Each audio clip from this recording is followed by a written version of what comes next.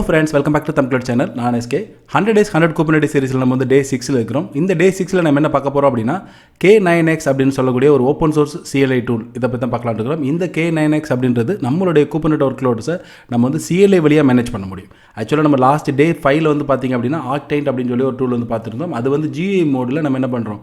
நம்மளுடைய entire workload வந்து manage பண்றோம். சேம் திங் அப்படியே டிட்டோவா GUI ல நம்ம எப்படி Octant வச்சு மேனேஜ் பண்ணோமோ அதே மாதிரி நம்ம வந்து ஒரு CLI ல வந்து மேனேஜ் பண்றதுக்கான ஒரு டூல் தான் வந்து பாத்தீங்க அப்படினா இந்த K9S அப்படிங்கிறது. அதுல நம்ம பண்ணக்கூடிய நிறைய விஷயங்கள் அப்படியே வந்து பண்ண முடியும். லைக் வந்து பாத்தீங்க அப்படினா நம்மளுடைய கிளஸ்டர் அண்ட் நேம் ஸ்பேஸ் வந்து ஸ்விட்ச் பண்றதா இருக்கட்டும்.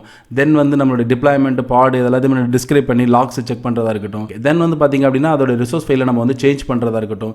தென் delete பண்றது. அந்த என்டையர் ரிசோர்ஸை நம்ம delete பண்றோம். இந்த மாதிரி நிறைய விதமான ஆப்ஷன் வந்து இதுல இருக்கு. அது எப்படின்னு நம்ம ரியல் டைம்ல வந்து பார்க்கலாம். K9S CLI டூல இன்ஸ்டால் பண்றதுக்கு வேரியஸ் மெத்தட் வந்து அவங்களோட அஃபிஷியல் டாக்குமெண்டேஷன் வந்து கொடுத்திருக்காங்க. இன்ஸ்டாலேஷன் பேஜ்ல போனா நீங்க பார்க்கலாம். இதை நம்ம ஃபாலோ பண்ணி இன்ஸ்டால் பண்ண முடியும். நான் as usual விண்டோஸ்க்கு வந்து ஸ்னூப் ஆர் சாக்கோ இருக்கு. நான் சாக்கோ யூஸ் பண்ணி தான் இன்ஸ்டால் பண்ணேன்.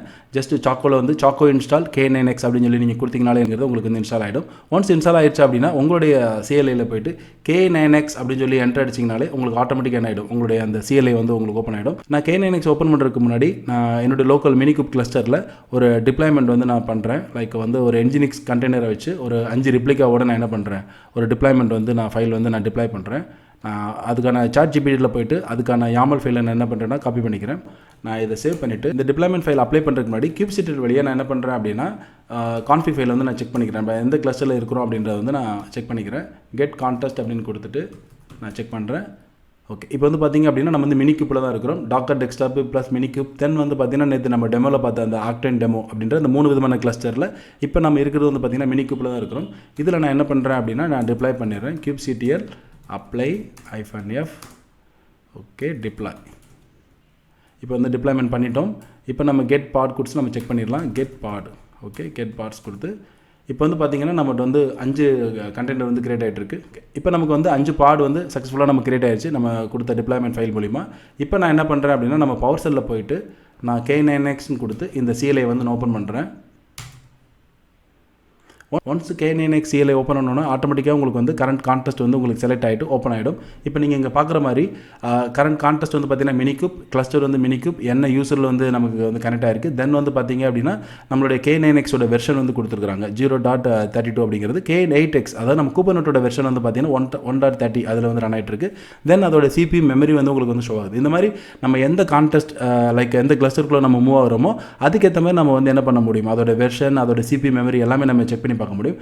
அதே மாதிரி ரைட் சைடு வந்து பாத்தீங்கன்னா ஆல் அண்ட் டிஃபால்ட் கொடுத்திருக்காங்க. ஆல் அப் டிஃபால்ட் அப்படிங்கிறது என்னன்னு பாத்தீங்கன்னா நம்மளுடைய நேம் ஸ்பேஸ். இப்போ நம்ம ஜஸ்ட் 0 கொடுக்குறோம் அப்படின்னா நம்மளுடைய எல்லா நேம் ஸ்பேஸ்ல இருக்கக்கூடிய பாட் எல்லாத்தையும் நம்ம வந்து பார்க்க முடியும். ஜஸ்ட் நான் இப்போ 0 கொடுக்குறேன். இப்போ 0 கொடுத்தா உங்களுக்கு தெரியுதா, உங்களுக்கு நம்மளுடைய டிஃபால்ட் நேம் ஸ்பேஸ்ல இருக்கக்கூடியது மட்டும் இல்லாம எல்லா விதமான நேம் ஸ்பேஸ்ல இருக்கக்கூடிய கியூப் சிஸ்டம் எல்லாத்துல இருக்கிற பாட் உங்களுக்கு வந்து ஷோ ஆகும்.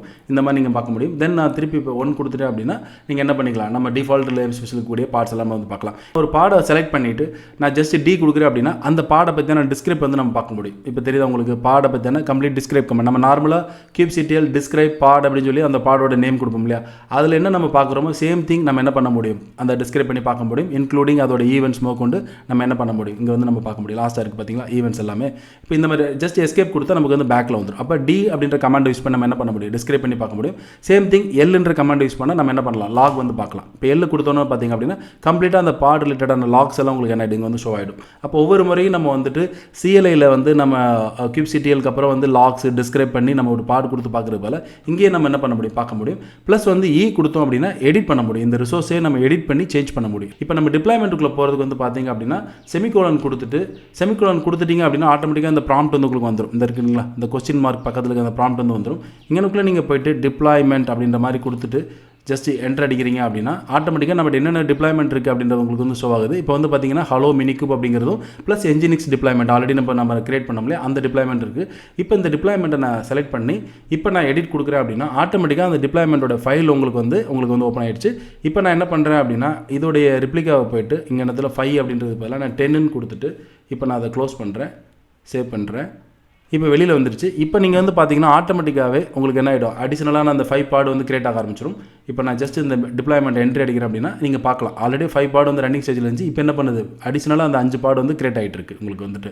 அப்போ இந்த மாதிரி என்ன பண்ண முடியும், உங்களால் எடிட் பண்ணி சேஞ்ச் பண்ண முடியும்.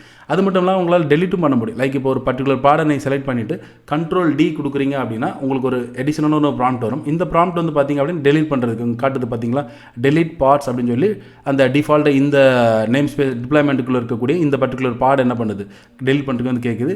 நம்ம டேரெக்டாக இப்போ கேன்சல் வந்து செலக்ட் ஆகிருக்கு. இப்போ என்டர் அடிச்சா கேன்சல் ஆகிடும். இப்போ டேப் யூஸ் பண்ணி நான் ஓகே கொண்டு வந்து ஓகே பண்ணி நான் டெலிட் பண்ணுறேன்.